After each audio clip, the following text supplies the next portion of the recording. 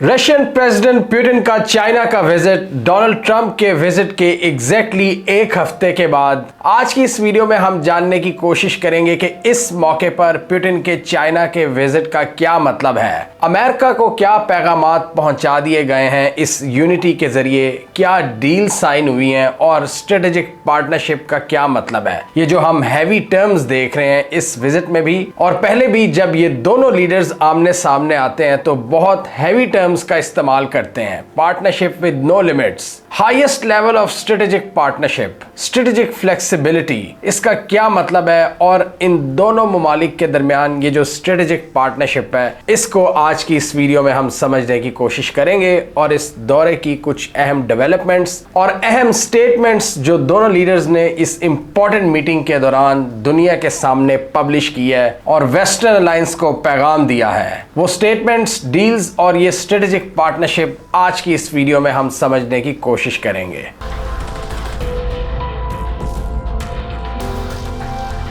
Donald Trump की तरह Putin भी रात के वक्त बीजिंग पहुंचे, जहां इनका इस्तकबाल चाइना के जो टॉप डिप्लोमेट हैं वांग यी उन्होंने किया। याद रहे कि ये चाइना के फॉरेन मिनिस्टर हैं और शी जिनपिंग के बाद इस वक्त इनकी सबसे अहम पोजीशन है गवर्नमेंट में। डोनाल्ड ट्रंप को इस तरह के हाई रैंकिंग ऑफिशियल ने रिसीव नहीं किया था और पुतिन जो कि चाइना का विजिट करते रहते हैं, पिछले साल 2 दफा विजिट किया है, लेकिन जो इस्तकबाल किया खुद शी जिनपिंग ने वो बिल्कुल वैसा ही था जैसा ट्रंप का किया है, जो कि पिछले 9 सालों में दूसरी बार आए थे चाइना। तो ये हमें चीज बताती है कि इनकी पार्टनरशिप की इंपॉर्टेंस। शी जिनपिंग ने दुनिया को पैगाम दिया है कि बेशक ये मेरे मुल्क में चक्कर लगाते रहते हैं, लेकिन फिर भी हम इनके इस्तकबाल में कोई कमी नहीं छोड़ेंगे। बिल्कुल वैसे ही great hall of the people में उनका शानदार इस्तकबाल किया गया, मिलिट्री परेड, यंग चाइनीज लोगों ने दोनों ममालिक के झंडे उठाए हुए थे, वो झंडे लहरा रहे थे, मिलिट्री बैंड की जानिब से सलामी और ये जबरदस्त ऑप्टिक्स।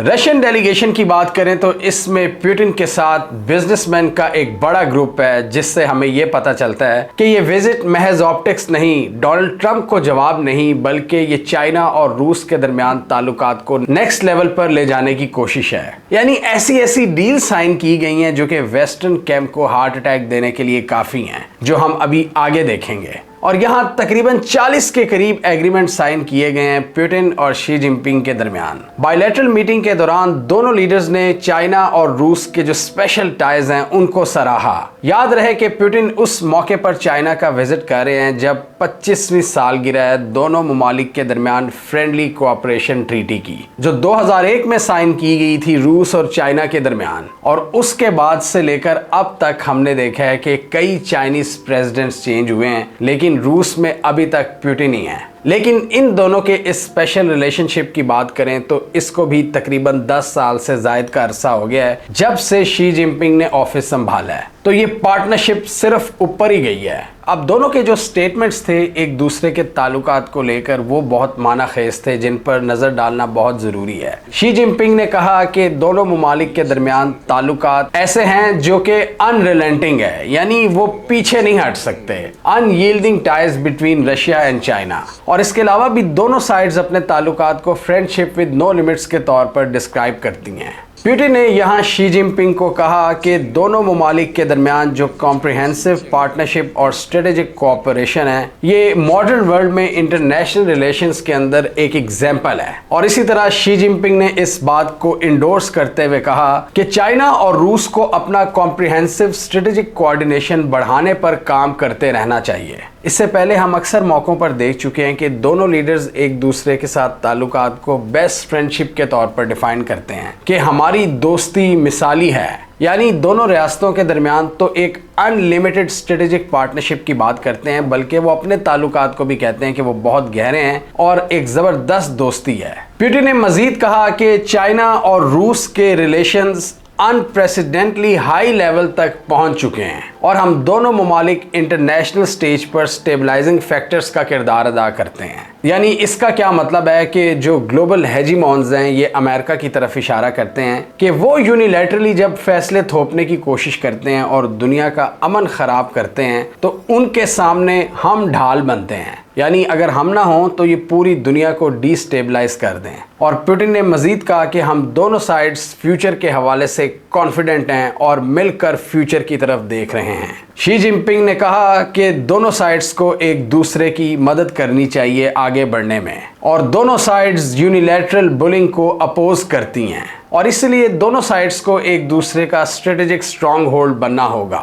शी जिनपिंग ने हमेशा की तरह वो बात दोहराई जो आजकल वो अपनी स्पीचेस में कह रहे हैं कि इंटरनेशनल ऑर्डर बुरी तरह से खराब हो चुका है, हम इस वक्त केओटिक टाइम से गुजर रहे हैं। इंटरवाइंड टर्बुलेंस एंड ट्रांसफॉर्मेशन की उन्होंने बात की कि एक ऐसा टर्बुलेंस का दौर है जिसमें ट्रांसफॉर्मेशन हो रही है। While unilateral hegemonic currents are running rampant. Subtle तरीके से यहाँ पर इनका इशारा अमेरिका बादर की तरफ था कि वो बिल्कुल बदमस्त हाथी बन चुके हैं और अपने फैसलों को यूनिलैटरली थोपना चाहते हैं दुनिया पर। यूनिलैटरल हेजेमोनिक करंट्स, बात इस तरह की कि किसी एक एंटिटी पर ना है, लेकिन समझ भी लगी कि इशारा किस तरफ था। अब जरा बात कर लेते हैं इन दोनों मुल्कों के दरमियान ताउन के हवाले से, ट्रेड के हवाले से कि कहां कहां पर ये एक दूसरे को मदद प्रोवाइड करते हैं और यहां पर क्या डील साइन हुई हैं। दोनों की बात करें तो trade, investment, science and technology, energy, इन शोबों में ताउन बढ़ रहा है। और स्पेशली अगर हम रशिया यूक्रेन जंग की बात करें तो उसके बाद इनके ताल्लुकात नेक्स्ट लेवल पर चले गए हैं और जो ट्रेड 2020 में तकरीबन 110 बिलियन डॉलर्स की थी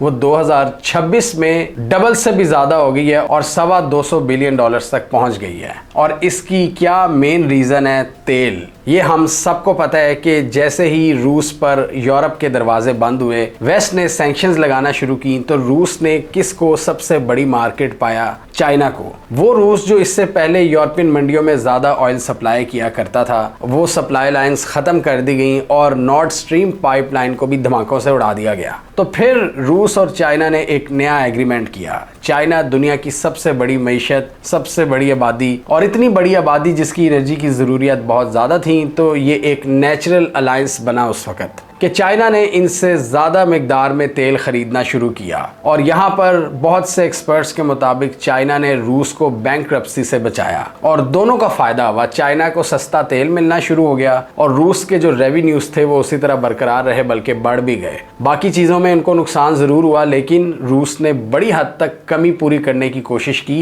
ये तेल बेचकर। इसलिए ये अमेरिकन कहते हैं ना कि जिन्होंने रूस से तेल खरीदा था उन्होंने रूस की इस जंग को फाइनेंस किया यूक्रेन में। और इसमें भारत भी एक बहुत बड़ा बायर था रशियन ऑयल का, जिससे भारत ने अपनी आवाम को ना सिर्फ फायदा पहुंचाया बल्कि रूस को भी बहुत ज़्यादा सपोर्ट मिली। और पिछले कई सालों में भारत में ऑयल की प्राइसेस कोई ज़्यादा नहीं बढ़ी, 5% से भी कम बढ़ी हैं पिछले 4 सालों की बात करें, जबकि पाकिस्तान में पिछले 4 सालों में ये 3 गुना हो चुकी हैं, 3 गुना से भी शायद जायद। यानी 300% इंक्रीज वर्सेस 3% इंक्रीज। ये दो मुल्कों की दास्तान है, पाकिस्तान और इंडिया की। अब आप खुद ही इसमें अपना हिसाब किताब कर सकते हैं। तो अब दोनों ममालिक के दरमियान एक नई गैस पाइपलाइन बनाने पर भी काम चल रहा है, जिसका नाम है साइबेरिया 2 पाइपलाइन, जो कि रूस की गैस चाइना तक पहुंचेगी मंगोलिया को क्रॉस करते हुए। बड़ा डिस्टेंस क्रॉस करके ये चाइना तक पहुंचेगी, जिससे दोनों ममालिक के दरमियान जो एनर्जी फ्लोज हैं वो मजीद एक्सपैंड होंगे। और इस वक्त स्ट्रेट ऑफ हॉर्मुज़ की पार्शियल बंदिश की वजह से चाइना को भी बहुत सी टेंशन्स लाहिक हैं और चाइना परेशान है कि उनकी जो एनर्जी नीड्स हैं वो बड़ी हद तक कॉम्प्रोमाइज़ हुई हुई हैं। अमेरिका भी धमकियां लगाता रहता है। चाइना की ओवरऑल एनर्जी नीड्स का 40% स्ट्रेट ऑफ हॉर्मुज़ से आता है और अब वो बड़ी हद तक डिस्टर्ब हुई हुई है और रशिया यहाँ पर चाहता है कि चाइना की ये कमी वो पूरी करें। और इस हवाले से रूस को बहुत ज़्यादा प्रॉफिट्स नज़र आ रहे हैं। स्ट्रेट ऑफ हॉर्मुज़ का ये जो सारा मसला है रूस के लिए एक नई अपॉर्चुनिटी प्रोवाइड करता है कि वो अपने ऑयल एंड गैस के रेवेन्यूज को मजीद एक्सपैंड करें। चाइना में ज्यादा ऑयल एंड गैस नहीं है, इसलिए वहां पर उसकी प्रोडक्शन भी नहीं है, तो चाइना को ये ज्यादा इंपोर्ट करनी पड़ती है गल्फ ममालिक से, ईरान से, रूस से। अमेरिका तो ये भी कहता है, डोनाल्ड ट्रंप साहब कह रहे थे चाइना को कि हमसे भी आप ले सकते हैं ऑयल एंड गैस, क्योंकि अमेरिका भी प्रोड्यूसर है लेकिन चाइना नहीं है। चाइना के पास जो एज है वो है रेयर अर्थ मिनरल्स का, तो इसलिए यहाँ पर रूस आता है चाइना की इस कमी को पूरा करने के लिए। और इसलिए हम देख रहे हैं कि इन सारे शोबों में तकरीबन 40 के करीब एग्रीमेंट्स पर साइन हुआ है, जिसमें defence, technology, energy, trade, investment, science, tourism, people to people connection, बहुत से एवेन्यूज शामिल हैं। और अभी आगे हम देखेंगे कि ये पीपल टू पीपल कनेक्शन इनका किस तरह बेहतर हो रहा है। तो ये साइबेरिया 2 गैस पाइपलाइन के हवाले से भी एग्रीमेंट हुआ है। इसके अलावा एक ज्वाइंट स्टेटमेंट आई है अपनी कॉम्प्रिहेंसिव पार्टनरशिप और स्ट्रेटेजिक इंटरेक्शन को स्ट्रेंथन करने की, यानी कि जो इनकी एक स्ट्रेटेजिक पार्टनरशिप है उसको मजीद स्ट्रेंथन किया जाएगा। और एक डिक्लेरेशन अनाउंस किया है दोनों मुमालिक ने मिलकर कि मल्टीपोलर वर्ल्ड की जानिब बढ़ा जाएगा। ये बहुत सिग्निफिकेंट है, मतलब ये अमेरिका की नींदें हराम करने के लिए काफी है। और जो स्ट्रेटेजिक थिंकर्स हैं वो इसका मतलब समझते हैं अच्छी तरह कि क्या मतलब है मल्टीपोलर वर्ल्ड का। उन्होंने वो कह रहे हैं कि हमने बुनियाद रख दी है मल्टीपोलर वर्ल्ड में। वो कहते हैं कि दुनिया में ताकत के कई सरचश्मे होने चाहिए, जिसमें भारत है, चाइना है, रूस है, अमेरिका है या मिडिल ईस्ट है, कोई ज्वाइंट पावर है, कोई ग्रुप है। तो इस तरह हमें दुनिया को आगे लेकर चलना चाहिए। ये नहीं है कि यूनिलैटरली कोई हेजिमोन आए और डिक्टेट करे चीजों को, जिस तरह इन्होंने अभी तनकीद भी की है कि यूनिलैटरल हेजिमोन आता है और वो इंपोज करने की कोशिश करता है। वो कहते हैं कि हम इस सिस्टम को नहीं मानेंगे, मल्टीपोलर वर्ल्ड होनी चाहिए जहां सारे जो ताकत के सरचश्मे हैं मिलकर आगे बढ़ें और जो गरीब दुनिया है उसका भी फायदा हो। दोनों मुमालिक की बात करें तो ये अपने जो कॉमन ऑब्जेक्टिव्स हैं इनको कई फॉरम्स के जरिए भी एक्सपैंड करने की कोशिश करते हैं, जैसे कि SCO और ब्रिक्स। BRI का भी पार्ट है रूस। SCO और ब्रिक्स भी रूस और चाइना का ही विजन है और इन दोनों लीडर्स ने स्पेशली इन दोनों फोरम्स को बहुत ऊपर तक ले जाने की कोशिश की है। ब्रिक्स की एक्सपेंशन की है, ब्रिक्स में नई करेंसी लाने की बात की है ताकि जो वेस्टर्न कैंप है उसको ओवरऑल चैलेंज किया जा सके। और इसलिए फिर ये लोकल करेंसीज को भी प्रमोट करते हैं और अपनी बहुत सी ट्रेड लोकल करेंसीज में कर रहे हैं, जिसकी वजह से जो चाइना का युआन है वो बहुत ज़्यादा पुश हो रहा है ग्लोबली। और चाइना अब इसको मज़ीद एक्सपैंड करना चाहता है दूसरे रीजन्स में। और जिस तरह ईरान ने स्ट्रेट ऑफ हॉर्मुज में चाइनीज करेंसी की शर्त रखी, इससे हमें पता चलता है कि चाइना की करेंसी का जो ग्लोबल फुटप्रिंट है वो किस तरह बढ़ रहा है और US का डॉलर अब अंडरमाइन हो रहा है। फिर SCO है जिसमें ये मिलिट्री ताउन को बढ़ाना चाहते हैं, लेकिन उसमें क्या चैलेंजेस हैं, उसमें कई ऐसे ग्रुप्स हैं जो आपस में जिनकी खुद ही नहीं बनती। पाकिस्तान इंडिया है जैसे, और इसी तरह ब्रिक्स में ईरान और UAE है आमने सामने। तो कुछ चैलेंजेस तो हैं लेकिन दोनों इसको आगे लेकर चलने की कोशिश कर रहे हैं। और ये बात समझने वाली है कि जितनी सैंक्शंस अमेरिका की लगी हैं इस पूरे कैंप पर, ये ईरान पर, नॉर्थ कोरिया पर, रूस पर, इसका एक नुकसान अमेरिका को ये ज़रूर हुआ है कि ये सारे मजीद इकट्ठे में आपस में इन्होंने अपना ताउन बढ़ाया है और इन्होंने समझ लिया है कि वेस्टर्न सैंक्शन को काउंटर करने के लिए आपस का इत्तेहाद बहुत ज़रूरी है। और अगर आपस का इत्तेहाद नहीं होगा तो आपके आसपास के ममालिक से ट्रेड करने के भी ऑप्शंस ख़त्म हो जाते हैं। तो इसलिए अब ये समझ रहे हैं रीजनल कनेक्टिविटी की इंपॉर्टेंस। चाइना, रूस, north Korea, Iran central Asia के ममालिक हैं। इसमें तुर्की, सऊदी अरब और पाकिस्तान भी किसी हद तक है, लेकिन तुर्की, सऊदी अरब और पाकिस्तान का ये है कि ये दूसरे कैंप का भी पार्ट है। इसलिए ये SCO में तो आपको नजर आएंगे, ब्रिक्स में नजर आएंगे, लेकिन अभी पूरी तरह से वो जो एशियन कैंप का ड्रीम है वो पूरा नहीं होगा अभी नियर फ्यूचर में, बहुत से मसाइल की वजह से। और यही कोशिश है रूस और चाइना की कि आहिस्ता आहिस्ता अमेरिकन इन्फ्लुएंस को खत्म किया जाए, कम किया जाए। और एक बार इन दोनों की मीटिंग के दौरान पुतिन ने तारीखी अल्फाज कहे थे और वो ये थे कि रीजन के फैसले रीजन में ही तय होने चाहिए, यानी कोई सुपर पावर हमें डिक्टेट नहीं कर सकती। फॉरेन इंटरवेंशन का रास्ता रोकना होगा। और इसलिए हमें सेंट्रल एशिया और अफगानिस्तान के हवाले से भी इनकी एक शेयर्ड पॉलिसी नजर आती है। ब्रिक्स और SCO के तहत रशिया की यहाँ ज्यादा अग्रेसिव हार्ड पावर की अप्रोच है, चाइना की सॉफ्ट अप्रोच है। BRI के जरिए कनेक्टिविटी करो, अमेरिकन इन्फ्लुएंस वैसे ही कम हो जाएगा। रशिया इनको मिलिटरीली तंग कर रहा है यूक्रेन के अंदर, और दोनों मिलकर ईरान को सपोर्ट कर रहे हैं मिडिल ईस्ट में। चाहे सैटेलाइट इंफॉर्मेशन हो या ड्रोन्स और मिसाइल्स की टेक्नोलॉजी, दोनों मुल्क ईरान को सपोर्ट कर रहे हैं क्योंकि ईरान इनको एक किस्म का बफर भी देता है। अगर ईरान गिर जाता है तो इनके लिए बहुत सी मुश्किलात खड़ी हो जाएंगी। तो इसलिए ईरान का ज़्यादा से ज़्यादा रेजिस्ट करना इन दोनों के फ़ायदे में है। और आजकल सुनने में यही आ रहा है कि दोनों बड़ा इंजॉय कर रहे हैं, ईरान जिस तरह रेजिस्ट कर रहा है US को, और जो US की बेसिस तबाह की हैं, US को जितनी मार पड़ी है, इससे इनको बहुत सा फ़ायदा हुआ है। एक तो रूस की एनर्जी सप्लाईज में इजाफा हुआ है और चाइना के लिए डेटा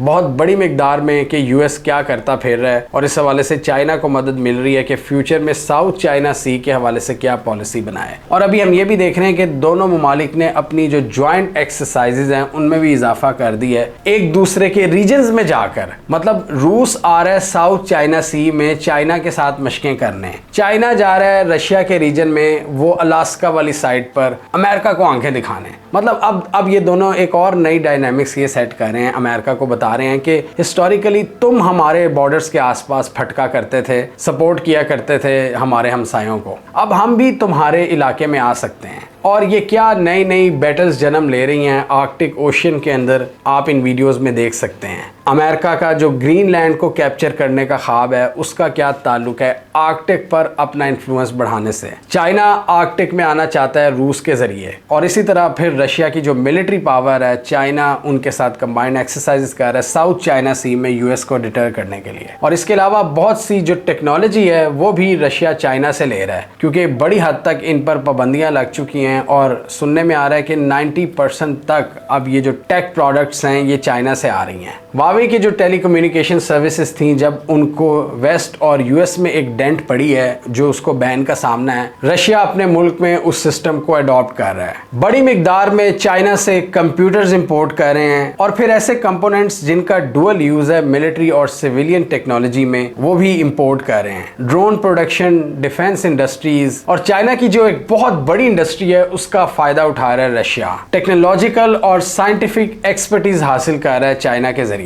चाइनीज स्मार्टफोन्स और चाइनीज गाड़ियां रशिया में आम हो रही हैं। एक और फैक्टर जो इन दोनों ममालिक को करीब लाता है वो है इनका एक बहुत बड़ा बॉर्डर, तकरीबन 4,500 किलोमीटर्स का, जो कोल्ड वॉर के दौरान एक दौर में इनके दरमियान टेंशंस का भी बायस बन गया था। लेकिन अब वही बॉर्डर स्ट्रेटेजिक कोऑपरेशन और ट्रेड को बढ़ाता है इन दोनों ममालिक के दरमियान। अगर हम इन दोनों ममालिक के दरमियान ट्रेड के नंबर्स पर नज़र डालें तो बज़ाहिर तो ये तकरीबन बराबर लगते हैं, लेकिन अगर आप डीपर इसको खंगालें तो फिर आपको पता चलता है कि रूस और चाइना की ट्रेड में रूस के लिए चाइना एक बहुत बड़ा ट्रेडिंग पार्टनर है, जबकि चाइना के लिए रूस सिर्फ 4% का ट्रेडिंग पार्टनर है। क्योंकि ये तो ऑब्वियस चीज़ है कि जिस तरह चाइना की इकॉनमी ग्रो की है पिछले कई सालों में, रूस बहुत पीछे रह गया है। जो रूस का जो इकोनॉमिक साइज़ है, और उसकी वजह एक बहुत बड़ी ये भी है कि आबादी भी कम है रूस की, और रूस में उस लेवल की मैन्युफैक्चरिंग भी नहीं जो चाइना में है। रूस में एक मिलिट्री इंडस्ट्रियल कॉम्प्लेक्स तो ज़रूर है, लेकिन चाइना ने हर मैदान में अपनी इंडस्ट्री को फ़रोग दिया है। लेकिन आप ये नहीं कह सकते कि दोनों ममालिक के दरमियान ताल्लुकात अनइवन है। रशिया के पास बहुत बड़ा लेवरेज, एक तो इसकी टेरिटरी है और दूसरा इनके एनर्जी रिसोर्सेज, और यही पुतिन ने कहा है कि हम आपकी एनर्जी ज़रूरियात पूरी करते रहेंगे, आपको टेंशन लेने की कोई ज़रूरत नहीं। लेकिन जब भी एक बड़ा मुल्क होता है इतने बड़े साइज़ का, जिसकी इतनी बड़ी पॉपुलेशन हो, तो उसको टेंशन रहती है कि हमने अपनी एनर्जी इंपोर्ट्स को डाइवर्सिफाई करना है। गल्फ से भी लेनी है, रशिया से भी लेनी है और ईरान से भी लेनी है। जिस तरह हम देखते हैं भारत के केस में, उन्होंने भी काफ़ी हद तक डाइवर्सिफाई किया हुआ है अपनी एनर्जी इंपोर्ट्स को, और इसलिए हम देखते हैं कि वहाँ पर जो रिफाइनिंग कैपेबिलिटीज़ हैं वो बहुत इम्प्रूव्ड हैं, यानी डाइवर्स रेंज के क्रूड ऑयल को वो रिफाइन कर सकती हैं अपनी रिफाइनरीज में। इसलिए हम देखते हैं कि भारत सस्ता रशियन ऑयल भी ले लेता है, जो कि पाकिस्तान नहीं ले पाता, क्योंकि पाकिस्तान के मुताबिक हमारे पास वो रिफाइनिंग कैपेबिलिटीज़ नहीं है, क्योंकि क्रूड ऑयल के भी कई लेवल्स होते हैं। इसके अलावा इन दोनों मुल्कों के दरमियान जो पार्टनरशिप है वो वेस्ट के खिलाफ भी एक इत्तेहाद है, एक यूनिटी का पैगाम है कि हम हैं वो दो ग्लोबल पावर्स जिनकी वजह से स्टेबिलिटी कायम है। अगर हम ना होते तो ये सबको कच्चा खा जाते, और इसलिए हम देखते हैं कि ये जो स्ट्रेटेजिक पार्टनरशिप है ये एक दूसरे को सपोर्ट करती है हर फोरम पर। यूनाइटेड नेशंस में भी इकट्ठे नजर आते हैं, और डिप्लोमेटिक मैनूवरिंग्स भी दोनों की तकरीबन सिमिलर होती हैं, और ऐसे लगता है कोई कोऑर्डिनेटेड अप्रोच के साथ ये आगे बढ़ते हैं। और इसलिए ओपनिंग रिमार्क्स में दोनों लीडर्स ने यही कहा था कि हमारे दरमियान जो स्ट्रेटेजिक पार्टनरशिप है उसको आगे बढ़ाना होगा, मतलब आगे ही लेकर जाना होगा, इसको रोक नहीं सकते हम। ये दोनों एक दूसरे के जियोपॉलिटिकल पार्टनर्स बन चुके हैं, और एक्सपर्ट्स के मुताबिक ये किसी रिजिड मिलिट्री अलायंस में नहीं है, बल्कि एक फ्लेक्सिबल स्ट्रेटेजिक पार्टनरशिप में है, और इसी वजह से इनकी ये पार्टनरशिप एक्सपैंड होती जा रही है। दोनों को एक दूसरे के साथ एक्सपेक्टेशंस नहीं है, लेकिन हालात का तकाजा ये है कि ये दोनों मिलकर काम करते हैं अपने एक कॉमन एनिमी के खिलाफ, जो कि है वेस्ट और अमेरिका। यूरोपियन ममालिक की बात करें तो वो बहुत ज़्यादा एंटी रूस हो चुके हैं यूक्रेन जंग के बाद, और जो सलूक अमेरिका चाइना के साथ करता है डिफरेंट इल्ज़ाम इल्ज़ामात लगाकर, उन पर पाबंदियां लगाकर या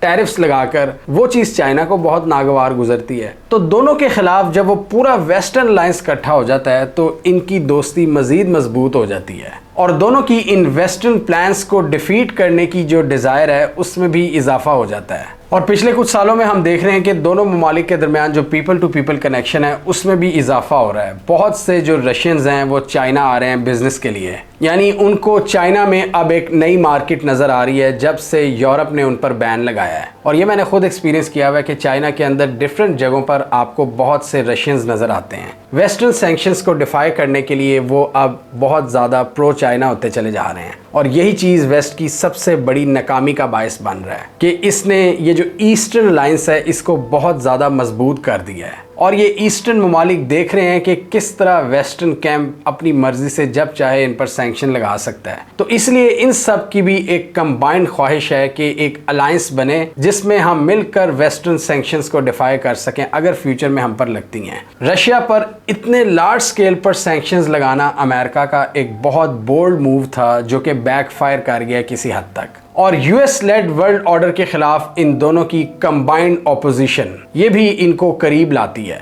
इस मीटिंग के जरिए इन दोनों ममालिक ने वेस्ट और अमेरिका को पैगाम दिया है कि हमारी पार्टनरशिप मजीद मजबूत होगी और इसको कोई वीक नहीं कर सकेगा। और ये पैगाम भी क्लियर है कि आप जितनी मर्जी एग्रेशन दिखाएं हम डट कर खड़े हैं, आप जितनी मर्जी सैंक्शंस लगाएं हम उनको डिफाई करने की एबिलिटी रखते हैं और हम आपके प्रेशर में नहीं आने वाले। हम इंडिपेंडेंट फॉरेन पॉलिसी को परसू करते रहेंगे, अपनी स्ट्रेटेजिक ऑटोनॉमी को एक्सर्ट करते रहेंगे और इसी तरह हम अपनी इस स्ट्रेटेजिक पार्टनरशिप को आगे लेकर जाते रहेंगे। इन दो पावर्स का अलायंस डेफिनेटली अमेरिका की जो सुपर पावर है उसको अंडरमाइन करता है और उसको सीरियसली चैलेंज करता है। और दोनों का एंड गोल भी यही है कि अमेरिका की जो हेजीमनी है, उसकी जो ग्लोबल सुपर पावर है, उसको हमने हराना है। हमें कमेंट सेक्शन में बताइए आपके ख्याल में रूस और चाइना मिलकर क्या अमेरिका की जो एक हेजीमनी है, उनका जो सारा सिस्टम है, क्या उसको डिफाई कर सकते हैं, या आपके ख्याल में अमेरिका ऐसा नहीं होने देगा? अपने जो डिफरेंट टूल्स हैं उनके पास, जो ग्लोबल फाइनेंशियल सिस्टम की पावर है उनके पास, आपके ख्याल में क्या वो इस अलायंस को नाकाम करने में कामयाब हो जाएंगे या रूस और चाइना प्रिवेल करेंगे?